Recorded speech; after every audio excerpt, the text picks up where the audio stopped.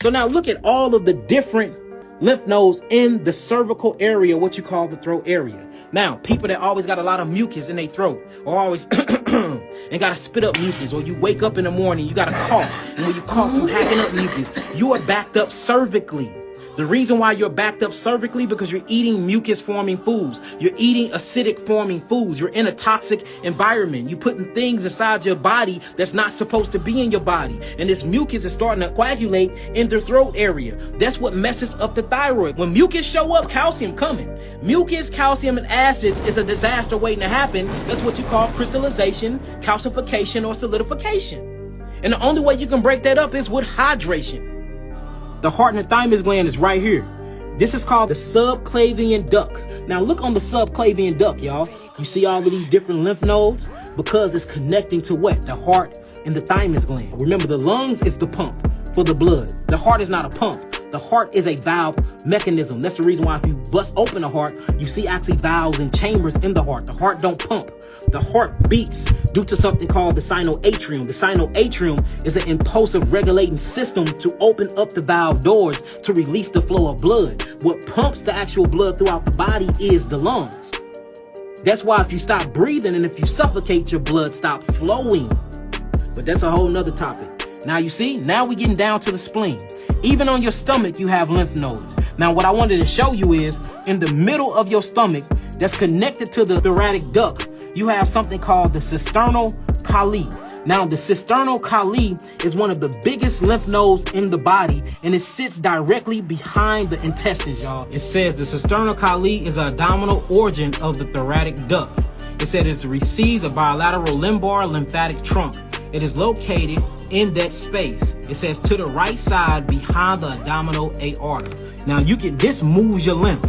If you can breathe properly and really do deep diaphragmatic breaths, through the deep diaphragmatic breaths, you can bring pressure and you can move that cisternal colli. And what that will do is move your entire lymphatic system and it will drain. That's why you can heal with conscious breathing, or you can heal with doing dragon breaths, fire breaths. It's a guy by the name of Wim Hof. It's called the Wim Hof method, where he breathed in ice cold water and he go to mountains and he just tests his body.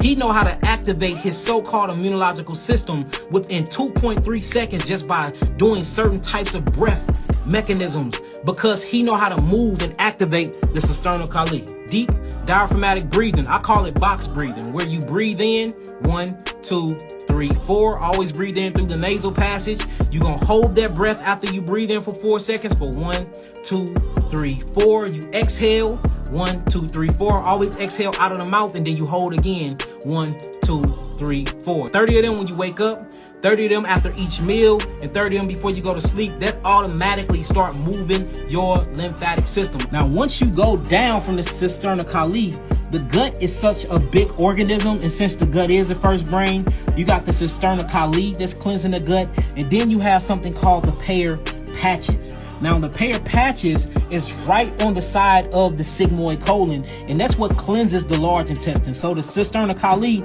cleanses the entire gut, plus it cleanses the small intestines like the ileum, the jejunum, and stuff like that. But then you have the Peyer's patches that cleanses the ascending colon, that cleanses the transverse colon, which come across. It cleanses the descending colon, it cleanses the sigmoid colon, and then it cleanses the rectum of the colon, and then basically it cleanses the anus. If you keep going down, then you start getting to something called the iliac lymph nodes. So you even have something just to cleanse the iliac. And the reason why is because you get a lot of reabsorption through the actual colon wall. Blood come back through the colon wall. Minerals come back through the colon wall. So many things come back through the colon wall. The lymphatic system is so important. It don't only cleanse the body, but it gives the cells in the blood nutrients to clean every cell in the body and to rebuild the cells. The lymphatic system is one of the dopest, most important higher learning systems that you need to learn about, because if you can cleanse this system properly, then you can cleanse your body of any so-called disease. A lot of people don't know about the appendix. The appendix is a lymphatic associated tissue.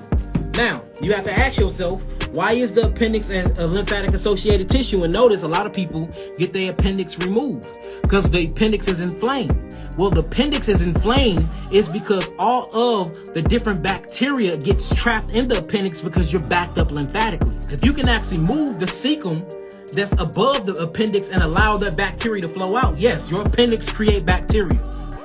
The appendix is full of something called granule cells. Granule cells birth pleomorphic bacteria that can shapeshift to all types of different forms of other bacteria depending on what you need. For instance, the appendix can create Candida albicans if you need them. The appendix will create Helicobacter pylori, what you call H. pylori, if you need it. Now, H. pylori can be very, very hectic on the body and cause you to have ulcers. It can eat up the mucosa lining of your stomach and everything because it's in the wrong spot. So H. pylori is good when it's actually in the duodenum, but once H. pylori move past the duodenum because you have too many acids in your body and it goes through what you would call the pyloric sphincter and end up in the stomach, now it causes issues and problems because it starts to chew on the stomach systems and it starts causing leaky gut. And now you got ulcers and things like that. But Helicobacter pylori is produced in your actual gut, y'all. Most of your Candida albicans are produced in your gut. A lot of your lactobacillus are produced in your gut. They don't want to tell you that, but they are. And guess where they produce that, y'all? The appendix. The appendix is literally a generator and a creator of microorganisms through granule cells. It's called pleomorphic bacterium or pleomorphic organisms. These things exist. You are a self-regenerating, self-replicating God. There's particles in you that never die. They are eternal and they are keeping this from you. They talk about this in Germany. They talk about this in France. All the doctors and scientists talk about this, except for when you get over here to the Western Hemisphere, because they don't want you to know that you are eternal. You have eternal particles in you that live for eternity. And your body produces them motherfuckers every day. And one of the places that produce them is the appendix. Now you wonder why they taking all your appendix out. Because you have bacteria inside your appendix that not only degenerate cells, but rebirth cells through something called the granule. Granule, the granule. Look this stuff up. Look, I'm not lying about none of this stuff. These are scientific proofs and facts that you just weren't privy of.